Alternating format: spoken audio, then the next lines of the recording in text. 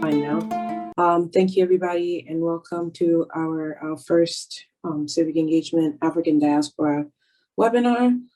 Today it's National Voter Registration Day, and it's an exciting time because we're gonna discuss our voter registration efforts, how we're getting into the African diaspora community.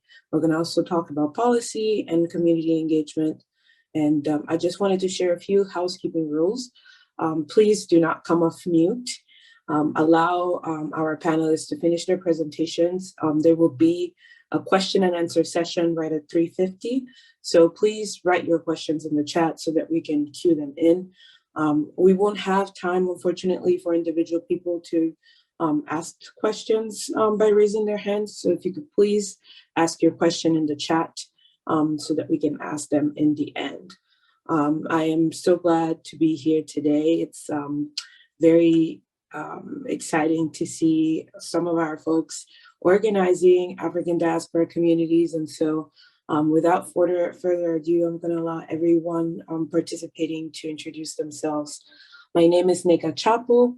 I am originally Nigerian American. I have been an immigrant into this country for a very long time.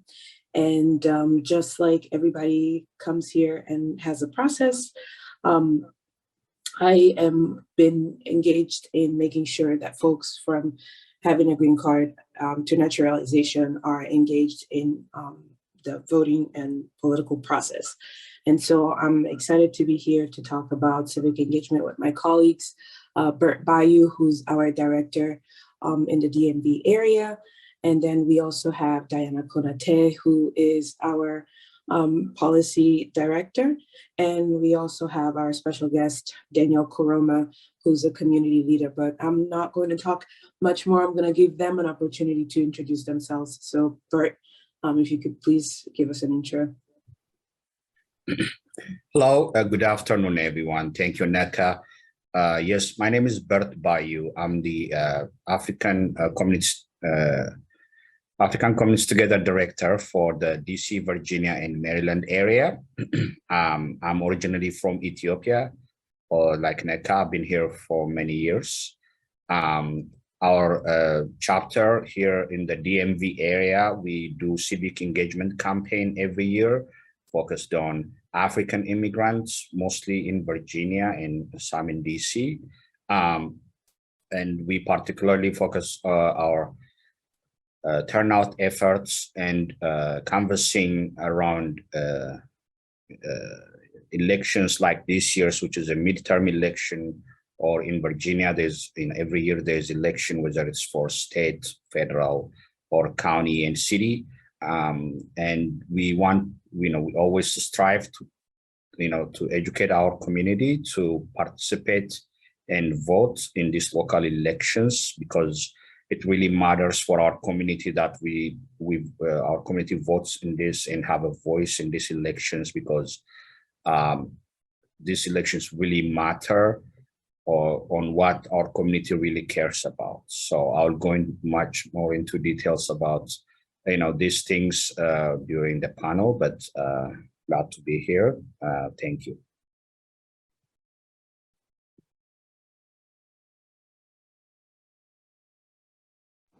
Next is Konaté. If you could please introduce yourself.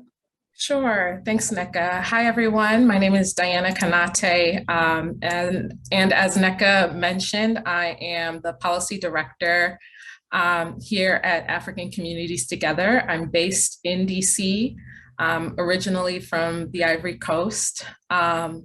So my role here is basically to ensure that the interests of African immigrants here in the US are considered at when federal immigration policy is being made.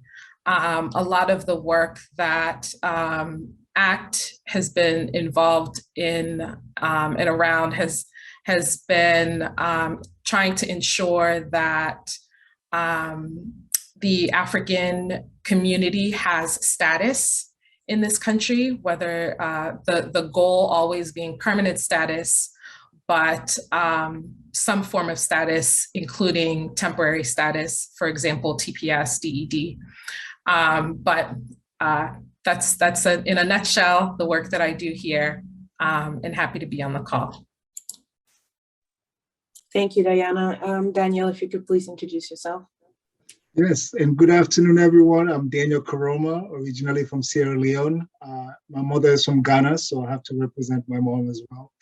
I'm a community organizer. I've been organizing in the community for a while. I started when Sierra Leoneans and Liberians were about to lose their TPS around 2007, 2008. Worked with the communities to pressure Congress.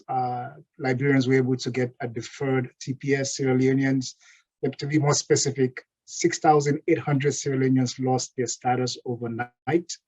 And that led me into, studying more organizing in my local community in Montgomery County.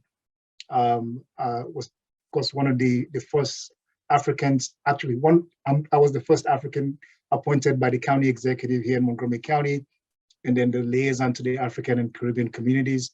I'm one of the founding members of the African Immigrant Caucus, which is an organization that actually train and support and help Africans get elected nationwide. So I'll talk more about that.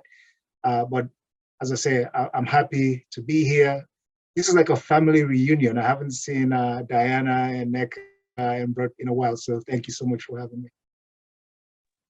Thank you, Daniel, for always leading and always being in community with us. As everybody has mentioned, the African community, the African diaspora is very present here in the United States. Almost 2.4 million eligible voters in various states, Virginia, Maryland, Pennsylvania. And so our work, especially my role as Civic Engagement Director here at ACT, is to help our community understand the importance of civic engagement, how voting is just one mechanism to make sure that we participate in democracy. Choosing who helps govern the place we live in, organizing and participating in voter registration is something that ACT has continued to do. And so I'm very glad to participate in this effort, and I'm excited to continue this journey and making sure that the African diaspora has a voice. Voting is not just a duty, a civic duty that every member of society must enact for us to choose the people that govern, but it also for us to have representation, have someone that shares our same values, that can fight for our ideals.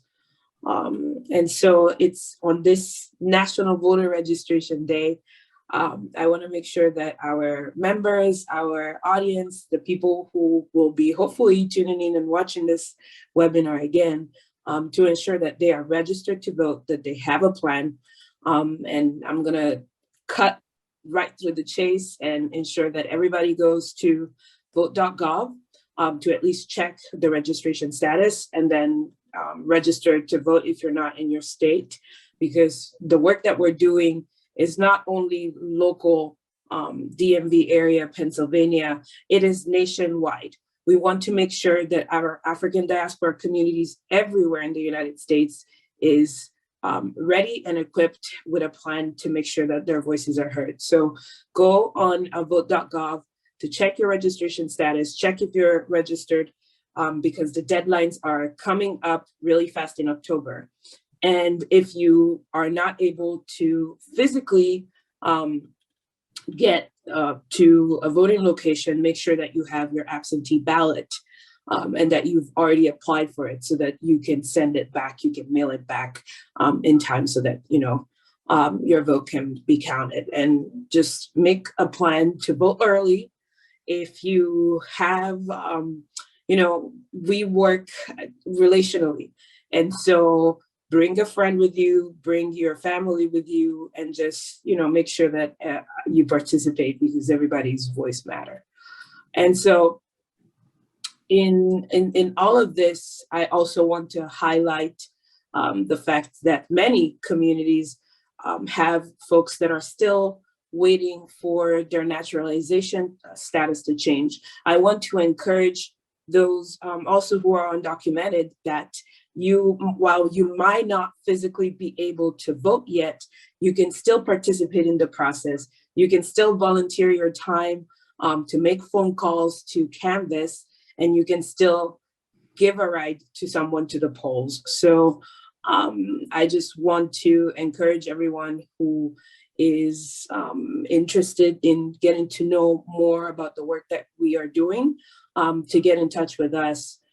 It was thanks to the leadership of our executive director, Amaha Casa, the ACT has evolved in their civic engagement efforts to increase voter participation from African communities. So I am excited to increase our voter turnout, and I just want to get us started talking with Bert. Bert has been instrumental in the last cycle, so I want to give him an opportunity to talk about acts and involvement in the previous election, and just his leadership in the DMV area. Thank you.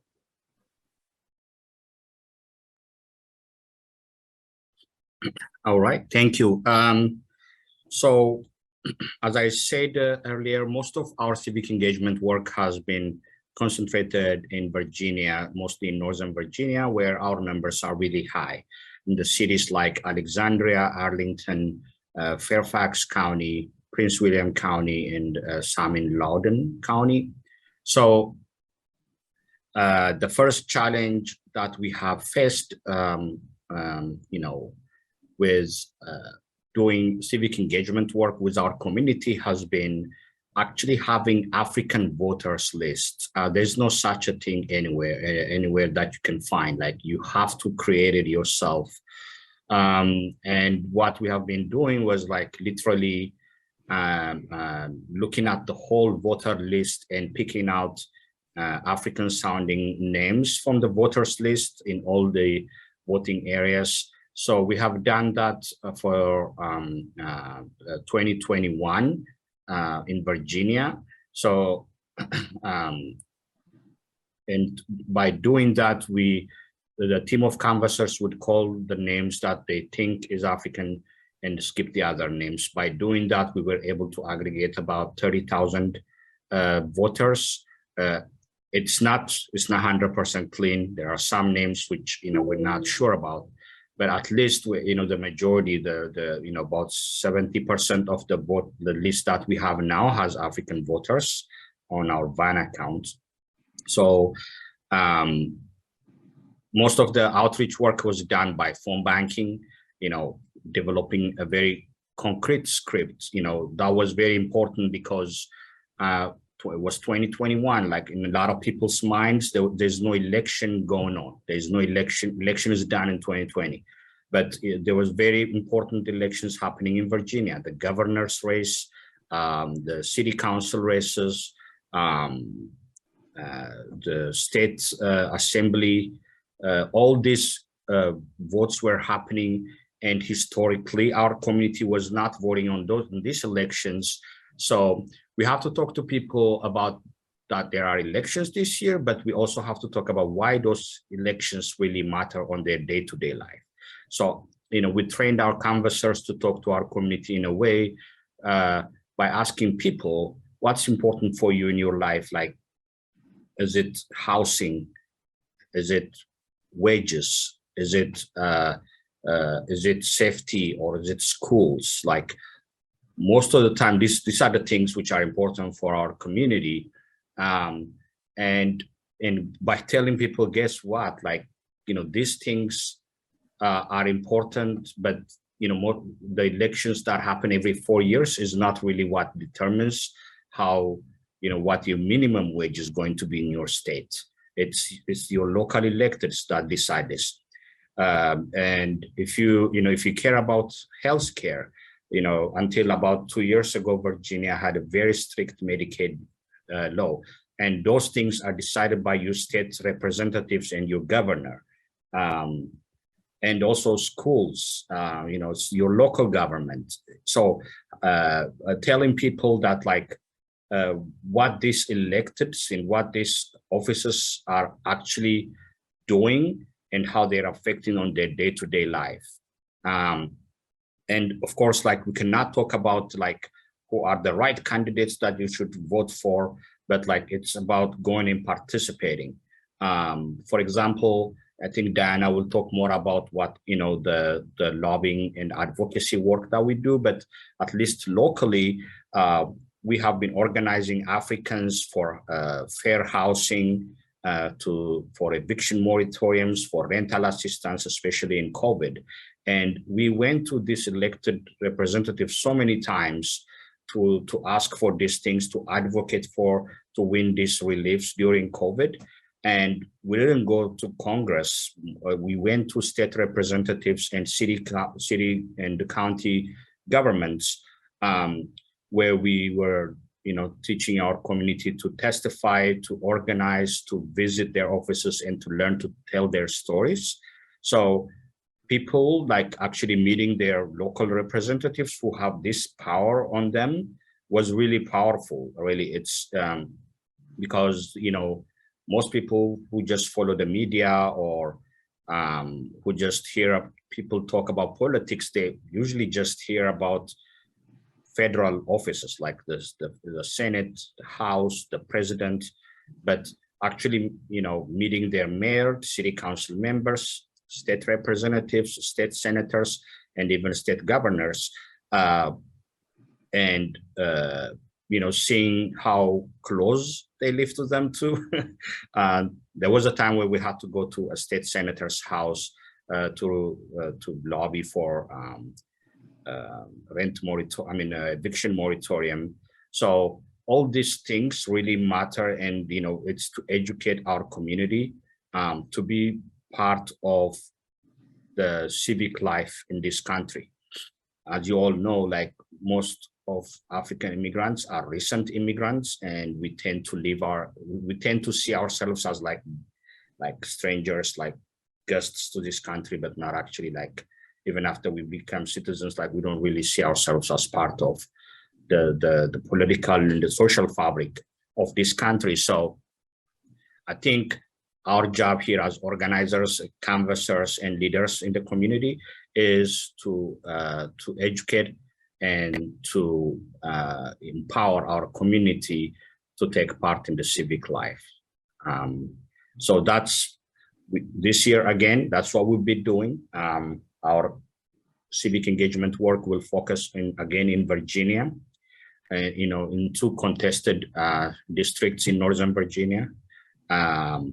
So this will be Congressional District 10 and Virginia Congressional District 7, which more and more is becoming diverse, and where more and more of immigrants and African immigrants are moving into and becoming parts of the community. So this will be a chance for them to think about who their congressional representatives are, and when the elections are happening, the early voting locations, early voting hours.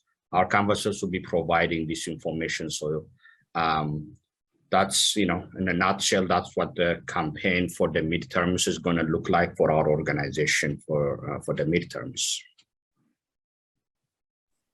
Thank you, Bert. I think it's incredible the work that we're doing at this organization. I wanted to get back to Diana and have her explain to us a little bit and talk about the relations between policy and election. Why does it matter? Why, as immigrants here in this country, we should be following up with our elected officials? Sure, thank you, Nneka. So why do elections matter? You know, I think that from the policy standpoint of things, the voting is just one piece of getting us to where we eventually want this country to getting us in the direction that we want this country to take. You know, a lot of times you hear people say that voting doesn't matter because nothing ever changes. But I really want to impress upon people that voting does matter. Voting has consequences, and putting people in office who share our values is very important. It's and the voting itself is not the only important piece of it, but really holding our elected officials accountable to the policy preferences that we have is also very important. And I thought that I would highlight this with an example of a recent policy win that we had. The Liberian Refugee Immigration Fairness Program, which we call LRIF for short. I think that this is a good example of what can happen when we do vote, when we vote in people who share some of the same values that we share, particularly around issues that matter to our communities like immigration. So just quick background. In 2019, the LRIF program was passed into law. It started out as just a piece of legislation that Senator Jack Reed from Rhode Island first introduced in 1999. So Senator Reed had been introducing this piece of legislation for every Congress since 1999 until it finally became law in 2019. You know, when the program, I should say, the program was, it gave eligible Liberians who had been in the US for some time the opportunity to apply for green cards. When the program passed, we were all very excited about it, but that excitement quickly vanished when we realized that although this program was here and available for people to apply for green cards, it became clear to us that the former administration was going to make access to the program very difficult. That, in addition to a lot of the closures that happened around COVID, led to a lot of Liberians having a very hard time applying for the program. We wrote letter after letter to the administration, making several policy recommendations on how to improve implementation of the program to allow more Liberians to take advantage of the program. And unfortunately, nothing came out of that. We were writing, and it was essentially falling on deaf ears. And because of that, we were able to go back to Congress and ask Congress to extend the program so that we could continue our advocacy and continue working with the administration, continue working with the Liberian community to get more people to apply for the program. So the program was eventually extended. In that time, an election happened. A new administration came into office, the current administration that we have. And with this new administration, things really shifted with our advocacy. So first thing, on day one of the administration, one of the first things that President Biden did was to reinstate DED for Liberians. The previous administration had allowed that program to lapse. And this DED protection allowed Liberians to continue to be protected while they tried applying for the LRIF program. It allowed people to be protected from deportation. It allowed Liberians to continue to work while they applied for the program. In addition to that, finally, our letters were getting answered. We were able to start meeting regularly with officials from the new administration. We were able to go back and forth with them about what we were seeing, how the program itself was actually being implemented, and how Liberians were experiencing, applying for the program, challenges that people were having, particularly around proving their Liberian nationality, getting required documents from the embassy, from the Liberian government. But because we were able to engage with officials from an administration that was more friendly to our cause, we were able to secure several wins. We were able to get policy change around how someone showed their Liberian nationality. We were able to get the administration to clarify documents that people needed to use, particularly secondary documentation. And this all came from us being able to really engage. We don't get everything that we want, but we want to at least be able to engage with elected officials to move our advocacy forward. And you know, it's not all about, we're not always going to have even if we vote, even if we're out there, we're not always going to have the people that we want winning elections. But I would say that as far as advocacy goes, our advocacy continues. So it can be easier to advocate when you're talking to someone who shares your values, but regardless of who your elected is, you know, engaging that person, engaging that office is still very important. In the case of the LRIF program, the program itself passed because of advocacy that the Liberian community had done in Republican districts, in Republican or red states, I should say. And when even after that, even after the program passed, when we needed a Republican to go talk to Republican leadership, we were able to get Republican support, or, you know, we were able to get a Republican champion because the Liberian community had been active in this person's district. So when we reached out and said, can you please go talk to your leadership, this member of Congress was willing to do that. So, you know, voting is important, and engaging with our elected officials is very, very important to get us where we need to go.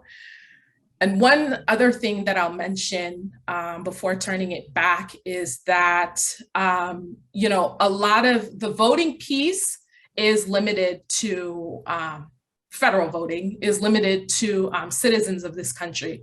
But a lot of the advocacy that we've done has been led by by Africans who are undocumented, Africans who have temporary status and don't have permanent status. You know, they have been meeting with members of Congress. They've shared their stories with the press.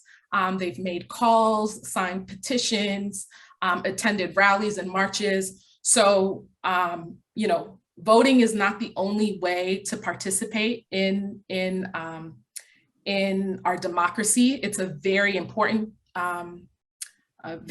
step, one that all eligible Africans should be taking advantage of. But even more than that, just, you know, the constant work of making this democracy work and being engaged is just very, very important. And, you know, ACT creates a space where Africans can come together and really push our electeds to take our issues, take our concerns, take our interests into account as they shape policy. And we want to make sure that that our communities are engaged in that, are involved with that. And yeah, and I think I will end there and pass it back to Nneka. Thank you, Diana. You know, it's so important for our communities to be actually plugged in the work, not just following it, but just be plugged in into policy, into advocacy.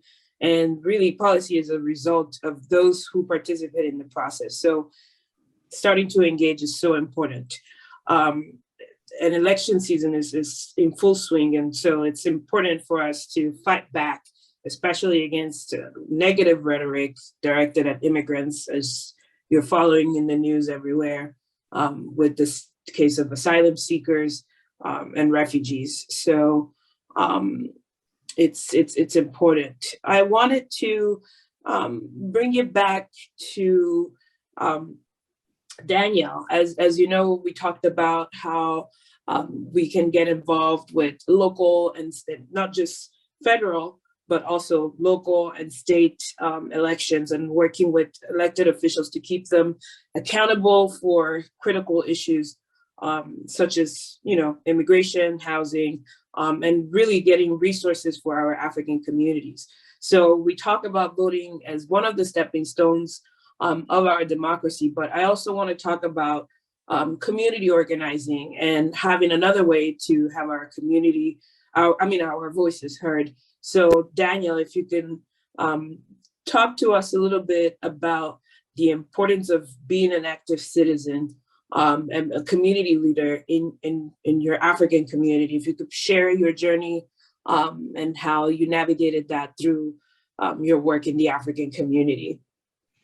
Well, thank you, Nneka. And by the way, let me, as I say, commend ACT for, you know, being an amazing institution that is helping us by creating this platform, because as I think you stated earlier, we are a new immigrant community. We're still acclimating ourselves to the American, in terms of civic life, policy life. And so having institutions that could be the bedrock of not only teaching us, but helping us navigate the complex spaces that we may find ourselves is invaluable. So again, kudos to African communities together for the great work. So Nneka, my story started when, as I said, I had my green card at that time, but I saw during the George W. Bush's administration, they were about to just let all temporary protected status, TPS, expire for both Sierra Leoneans and Liberians. I knew some people who were going to be impacted, and so I got involved. And as we started organizing in the local community, first of all, many were denying that they were actually, that they would be impacted by if TPS went away, because they didn't know how that looked like. And so we realized that quickly that just the Sierra Leonean community was not going to be able to get it done by itself. Just the Liberian community was not going to be able to get it done by itself. So we formed a coalition and started to go up to Capitol Hill and meet every one of, we were very strategic in terms of, did our research, looked at the metropolitan areas and the members of Congress who represented various, say, African communities that had over 1,000 people living in those areas. And then we targeted those folks and made sure that we, had letter writing campaign. At that time, we didn't have, all the petitions that are out now online and all those things. We had to do it manually. But what happened was that more Liberians showed up and very few Sierra Leoneans showed up. So even though we had formed this coalition, we didn't want to go back, away from the coalition. And so as a result, the members of Congress, one of them championed, not only they were supporting, but one of them championed that effort and basically worked with the coalition to get the DED for Liberians. And as I told you, like overnight, 3,800 Sierra Leoneans lost their status.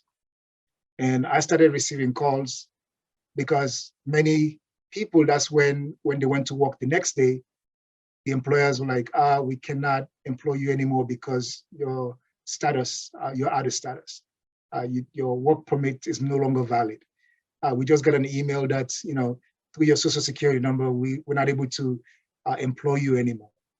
And I started getting those calls, and I was like, when we were calling for all of us to come and organize, why didn't you show up? And they're like, well, what can we do now? Like, well, it's not what we can do now. I mean, it's expired, it's done.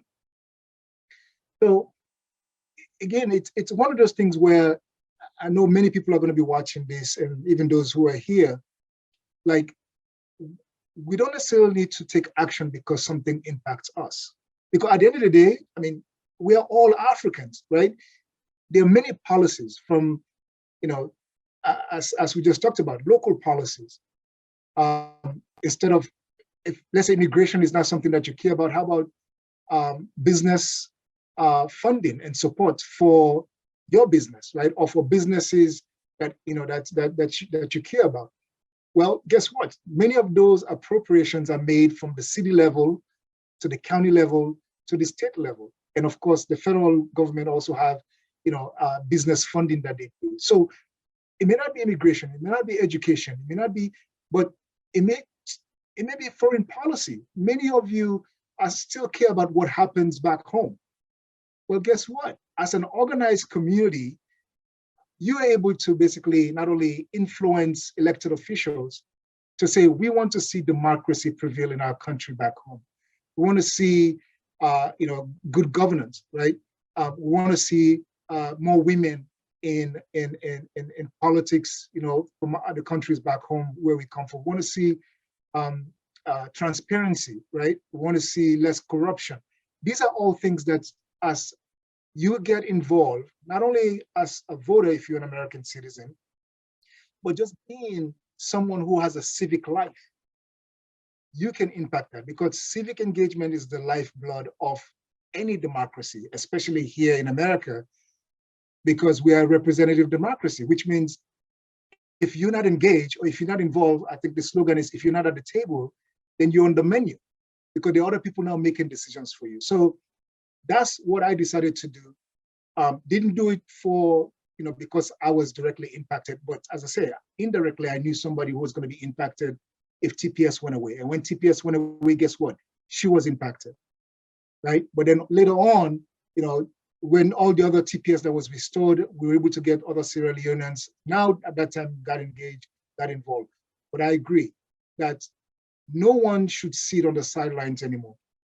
Like the days of, well, I'm going to spend 10 years in America and go back home, I think we all know that those days are gone now, right? Because, the tax policies that are made here in America impact you and may affect and impact even you going back home.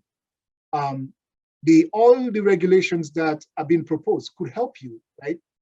Get a better future or a brighter future in America that helps you go back home faster. So getting involved is critical, but getting others involved is very important, especially in the upcoming elections.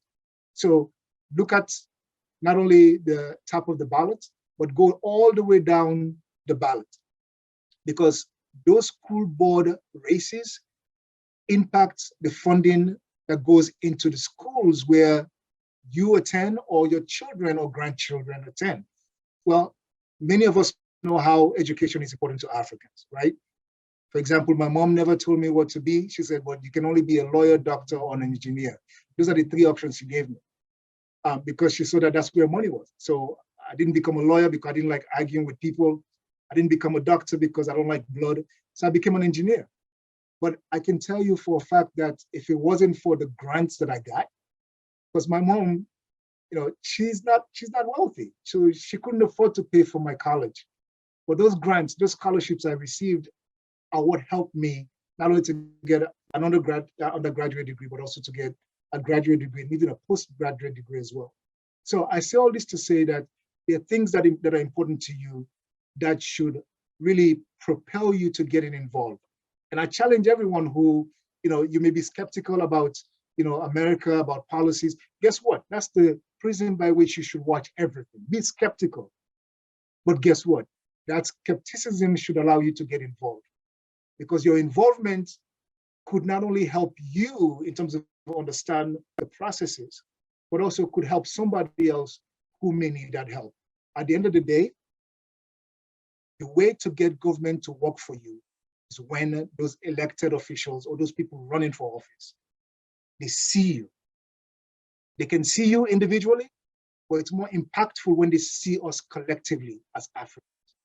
Because at the end of the day, they wouldn't say, oh yeah, we met with that. No, they would say, we met with that African lady. We met with that African gentleman. So when we go together, we are able to make more impact. And lastly, many of you probably realize, or maybe you've even experienced this, there've been, in recent years, there've been some critical elections that have been determined by less than 100 votes. Not too long ago, I think it was in Virginia, there was an election there where the person who won by just 1 vote. And in Maryland, we've also experienced that. There are elections in Maryland where people have won with less than 50 votes. So just imagine this. Close your eyes for a minute and imagine this, right? That Nneka, Bert, and Diana, right, organized an event where right now we have 22 people in this Zoom, and maybe hundreds more are going to watch this, this webinar. And all of a sudden, as a result of that 22 of us who are here, we voted for the person who won. And the person only won by maybe 10 votes. Next time when we call that person who won to a meeting, do you think they're going to show up? Of course they're going to show up, because they knew that our 22 votes actually helped them get into office. And that's how critical, that's how important our votes can be, but more importantly, our engagement, regardless if you are a US citizen or not, can be in an election. So let me turn it back to Nneka. Thank you so much, Daniel. Very valuable experiences that you're sharing with us today. I want to see if there are any questions in the chat box. Let's see here.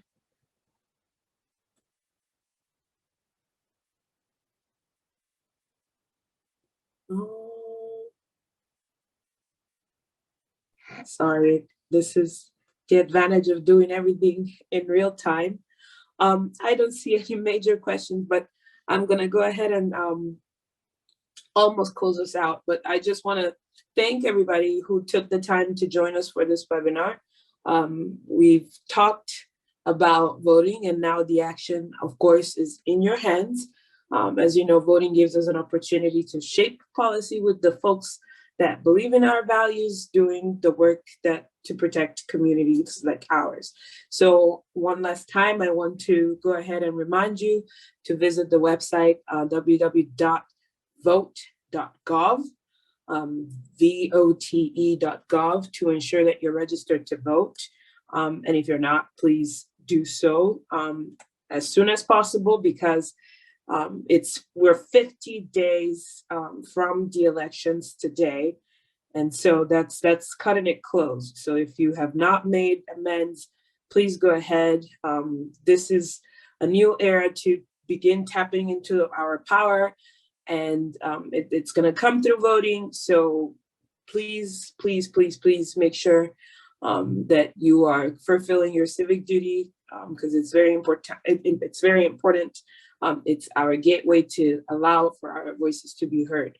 And also wanted to continue reminding folks that even others can go ahead and help. If not eligible, they can still assist by taking someone, a loved one, up to the polls, because it's going to be a very contested period. So please go ahead. Also, if you want to be plugged into our activities, there's one more comment. Our New York office also hosts naturalization clinics. There's going to be one upcoming on September 29th from 1:30 to 4 p.m. And we will assist in providing screenings, helping people file for naturalization. And although if you're filing for naturalization now, is most likely that you will not be able to participate in this particular cycle. But at least if you apply for your citizenship from a green card, at least a year from now, you will be able, hopefully, to vote if USCIS is adjudicating those cases and 400s really fast. Do participate. We do have information on our website, and our website is www.africans.us. And there you can also follow us on social media, on Instagram, on Twitter, and on Facebook. Our social media manager, Asafash, is on top of our information. So if you want to connect with me, my email address is nneka@africans.us. And we're probably going to have a civic engagement page to put associatevote.gov. But please, thank you so much for joining us. And we look forward to continuing the work with you guys. Thank you so much.